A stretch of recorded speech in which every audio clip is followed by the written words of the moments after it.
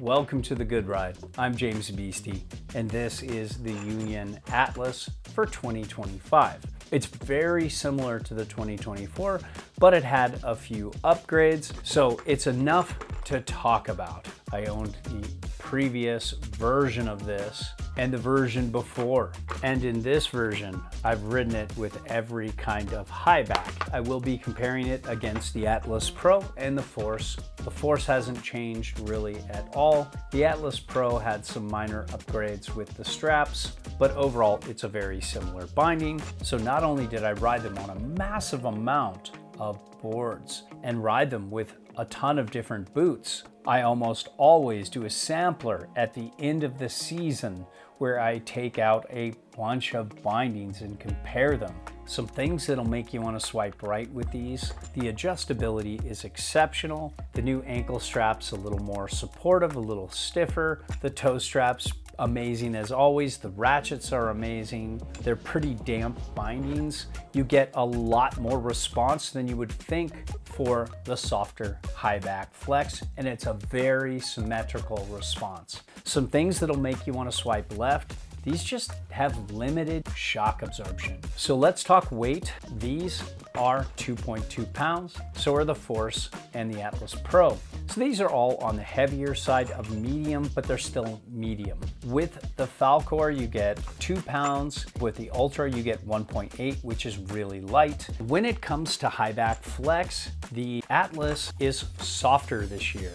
And you can see there's an easy twist, a lot easier than past years, and there's an easy give too. I don't know if you can see this, but I can really get this to flex back. In comparison to last year's Highback, which is very similar to the Atlas Pro, you have a much stiffer Highback. And while this isn't on the binding, I'll just show you here. It's got a lot less give, but it's still got a decent amount of twist to prevent calf bite if you don't rotate your Highbacks. But if you compare this to a few years back when it had the same base plate but a different Highback, even just doing this, you can see it's much softer and has much more give. In comparison to the Force, you have a little less twist than even the Atlas Pro, definitely less than the Atlas, but a little give here, and it's a little stiffer than the Atlas for sure, and maybe a touch less than the Atlas Pro, but it's thicker and it's got some EVA foam on it, where this has just a small little bit of padding here. This has a little more. When it comes to flex underfoot, you have rubber here, but you have a full-size disc and a good bit of plastic.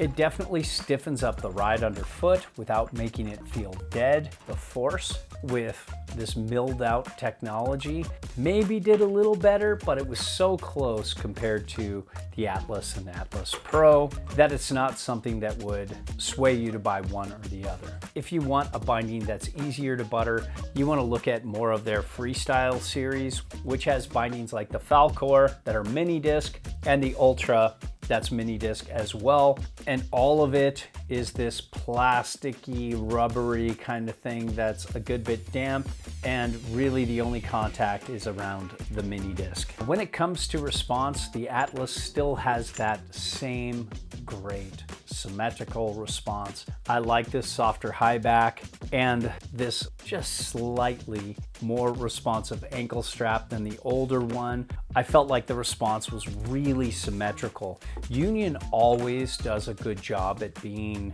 symmetrical in terms of response. Some binding companies can feel really lopsided on the heel side where you're hitting the Highbacks, and then have less response on the toe side.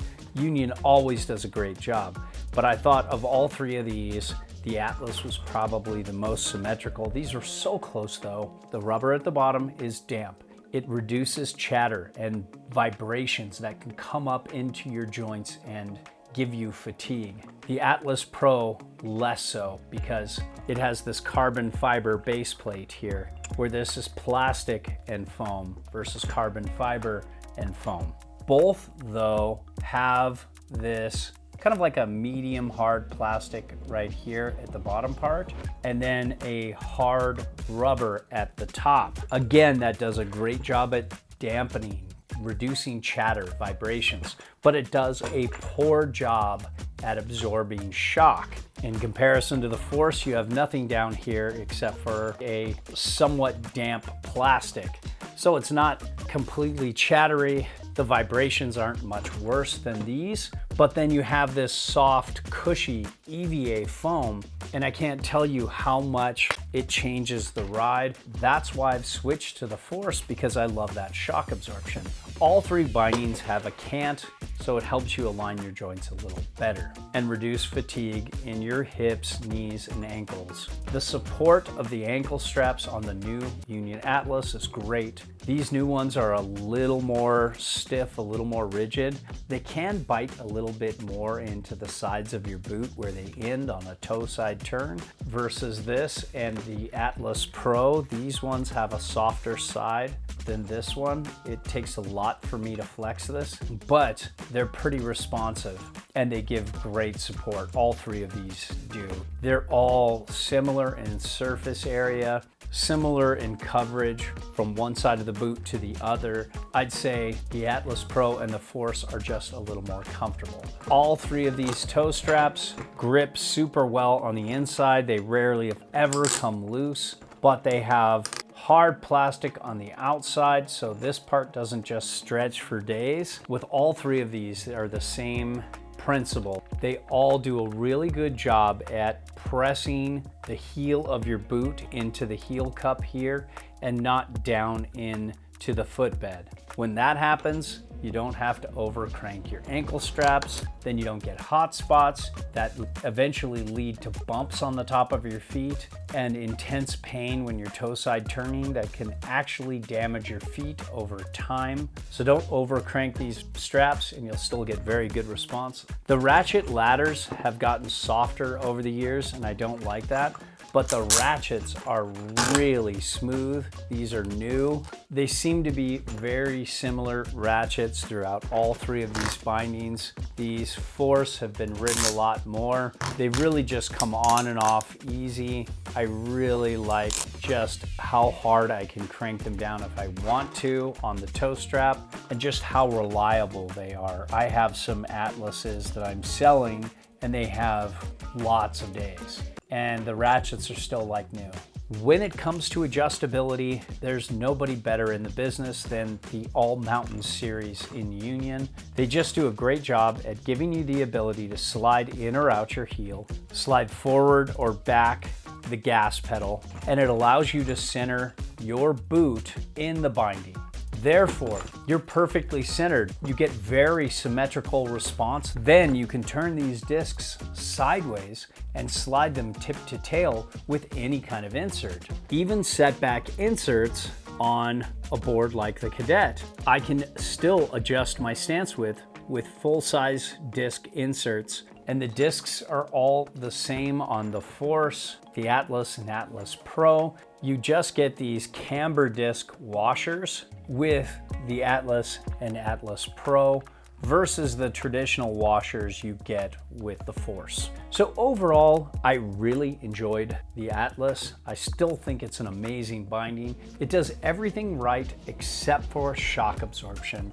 I've switched to the Forces because they have so much more shock absorption and are just much less fatiguing for me. It's still less fatiguing than the Atlas Pro, and that's what you get if you really want upper tier response and you're willing to sacrifice some dampness and a lot of shock absorption to get it. So there you have it. That's the 2025 Atlas. I hope this helps.